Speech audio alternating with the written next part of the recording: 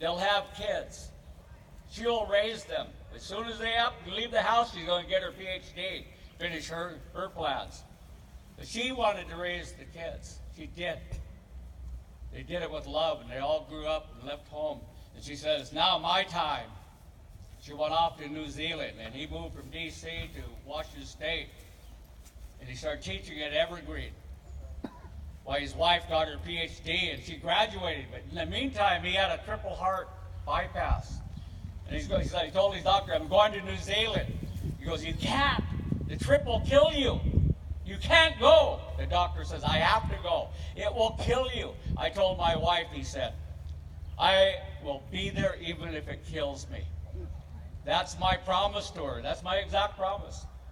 And he flew off. And he walked with her for 4 miles, a 4-mile graduation walk for the PhD candidates. And he got back to the hotel and he died. They brought in all the doctors and all the traditionalists. They moved him to an emergency room. They hooked him to machines, brain dead. Absolutely nothing. And so they called people, because he was fairly worldly renowned and active, people in Europe, Eastern United States, Midwest, West, Alaska, Australia, Hawaii, New Zealand, and they told us all, you start at this time, you start at that time, you start at this time.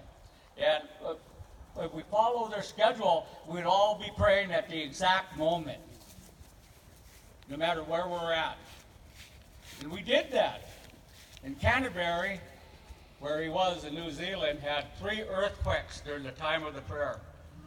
And they never had earthquakes before. It was shocking. And they unplugged him. And he didn't die. Even though he was brain dead, he didn't die.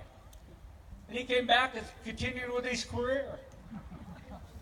Still alive today, after a dozen years. You know, and his soul would not leave. And that's what we call the spiritual part of all creation. It's there. Some say other things don't have souls.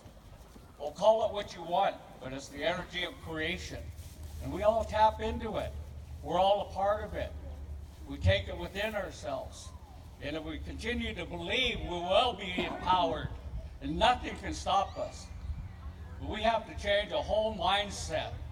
One that says dominate, control, and destroy. I'm sorry to say that's the male orientation. We got to reawaken the emotions of our mother in our heart and our mind again. So thank you.